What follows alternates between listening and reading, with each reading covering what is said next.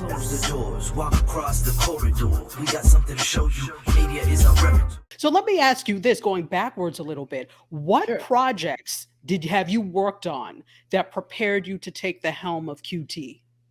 Absolutely. I would say just anything that I've done independently, which a lot of my work has been. Like I'm the kind of person that I take life by the horns. Like I don't wait for permission. I don't wait for validation. I don't wait. Literally, I don't wait. So I would say the very first time that I wanted to write a book. So I wrote my first novel. It was like 2010. I sent out a query letter to like maybe one or two people, and they weren't interested in taking any submissions. So I said, you know what, forget that. Google, how do you publish your own book? And I did that. So by the time, fast forward to literally 10 years later, 2020, it wasn't even a thought. I had already known that I am empowered to do my own projects. And so, yeah, QT, let's do it remotely. Let's figure out the technology and let's get it out on the internet. Wow. And so what was the process? I mean, obviously tell us what you can, but Yeah, of where course. was it that you went ahead and said, you know what, this would be a fit for, because by the way, folks, we didn't mention where you can watch this. You can watch this on Tubi TV. Yeah. So Yeah. where was the leap that you took from, I'm going to produce my own projects, to this is something I'm going to pitch to Tubi and have them, how did that work? Oh my gosh. Well, the very true situation is that when the pandemic hit, I found myself, and I'm not someone, as you just heard me say, I leap, like I grab life by the horns. I'm a go getter. So to be that, and to be honest, it's not really of my own power. Like I am a woman of faith. Like so, I just am a huge on faith, and I just believe God's going to take care of it. God's going to do it. So when the pandemic hit, I found myself with feelings that are very unfamiliar to me. Not that I never experienced fear, but it's not something that I live in constantly.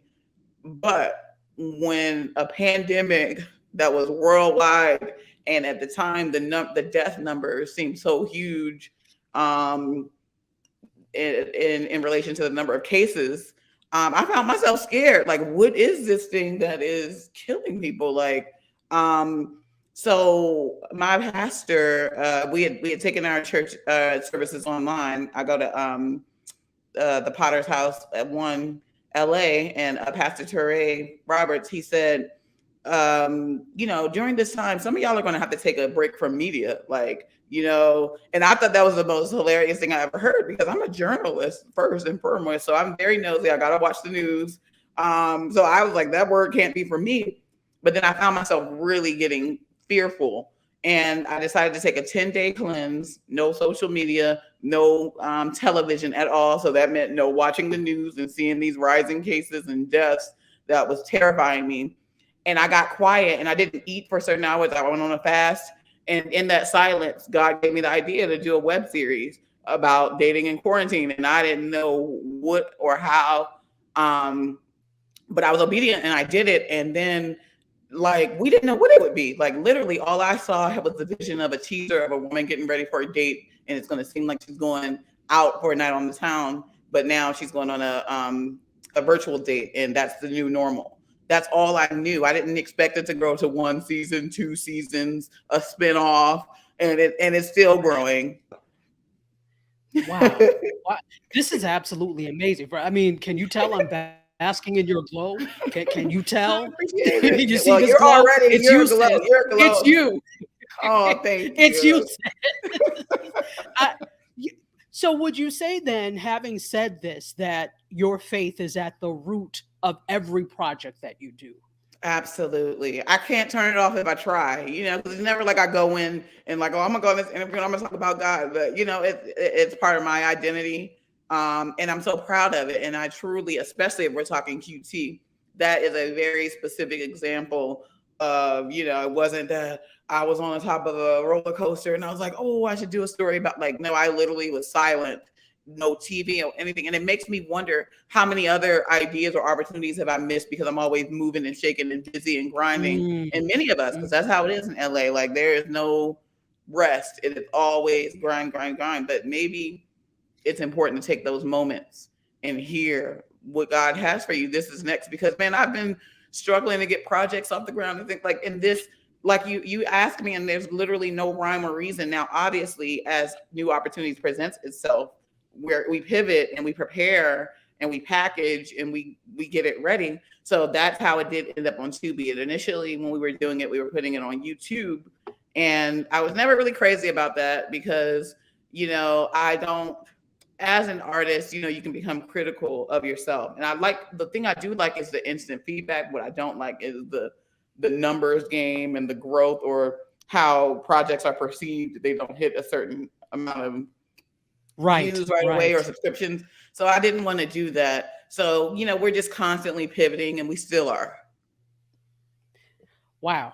So let's take that then.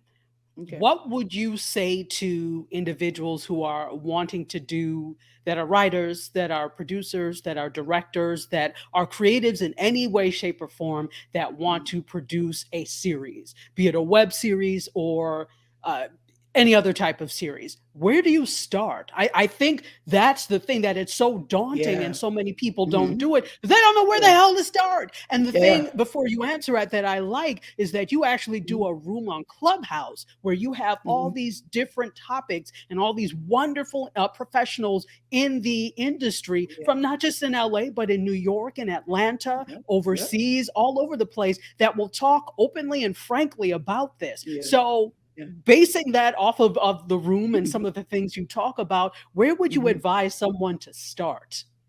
I love that. And thank you for that. And thank you for being a part of that community. You're a huge part of that community, and we appreciate and respect you and all your work. So yes, the first place to start is, and I acknowledge that is the hardest part, right? What do you do? So in order to have a series, you have to really have a vision. Oop, excuse me. Of course, when I said that word, the Apple agent popped up thinking that I called her name. Didn't want to say it again. So it popped up. That's okay. Such is working with technology. Yes, exactly. That's funny. But yeah, when you're doing a episodic situation, you have to really see the long game. You have to plan it out, because that is much more of a commitment than deciding to do a film, or a one-off short. Like that is saying, okay, you're going to have several episodes. The story is going to have to continue. So you have to just, know your beginning and your end, really, to start off with. How does the show begin? How is it going to end? How many episodes is it going to be? And I would not be nothing without the incredible team that I have. And that goes for my cast, that goes for my crew, that goes for my producers, that goes for all the people, my story consultants, my anyone that helps make this happen. So you just have to have a plan and find an amazing team. And Clubhouse is a great community. I hire people directly from Clubhouse when we did go on to expand the show.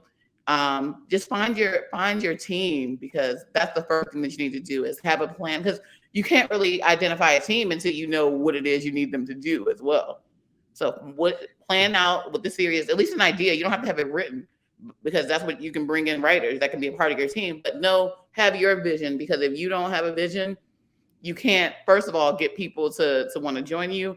But even if you do, it's gonna become their vision, because you don't even know what you want. So the first thing is have a vision. Well, what are two other things you would say in terms of that? If we're to give like a 3-step, there's no, one size fits all. But what are two other steps? Two other steps. One piece of advice that I'll say, and then the steps. Don't let money intimidate you. Don't let money be a reason that you feel like you can't get a series done. Because as you can see, we did it with iPhones. Like, I'm the type of person that I approach life and goals as to what if it works, or how can we make it work. Do not come to me with all the things that are wrong or what we can't do. Like, and I love that I have teammates, which I call my dream mates, that understand that. They know with me, please don't come to me and talk to me about what we can't do. Like that is the worst. Like, why would we ever want to talk about that? What can we do? So that's the first advice that I would have is don't let money prevent you or let, that is easier to figure out than you think. But so two more tangible steps for getting your project done. Okay, so you have your vision, you have your team.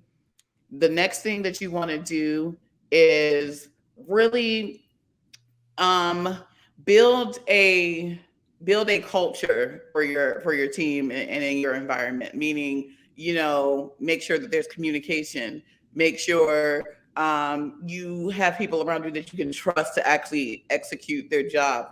And before you identify those team members, make sure you can connect with them on a communication and energy basis. Like, because one thing, production is very stressful. So, you're likely to bump heads anyway, but you got to know that you can like resolve conflict, and you got to kind of have those things in place, a communication plan, a game plan, and make sure everybody has the same end goal. So that would be the first, the next step. And then the third step is to not be afraid to pivot. I can't tell you how many times we set forth to do one strategy, especially when we were going to raise money to expand the show, that we would come up with strategies and ideas. Some things were amazing and hit, and other things didn't. You have to be prepared to pivot. You cannot be so locked in to an idea or a situation that is going south that you don't look for those opportunities or listen to all these smart people that you brought around to be on your team. Tell us how we can get in contact with you and watch the QT. Absolutely. Yes. One thing I do want to announce is that so after we did 2 seasons of QT that you can check out on Tubi, as we just discussed, we raised 40K to shoot a spinoff pilot. So we abandoned all the camera phones and the Zooms, and we actually got together in person and shot an amazing pilot. The initial thought was that we would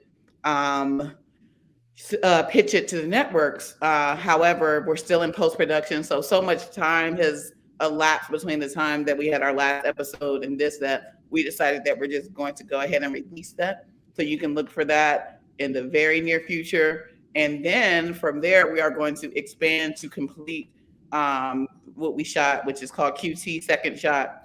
We're going to expand that into a limited series. So we're going to do a few more episodes, and we're very excited about that. So we're going to raise money again, and we're excited for everyone to see this. Great. And how can they get in contact with you, keep up with you on social media? Absolutely. I have tried to simplify it the best that I can. It's at Tamieka Briscoe on any platform, but you have to spell my name right, Tamieka Briscoe. And I look forward to engaging with you.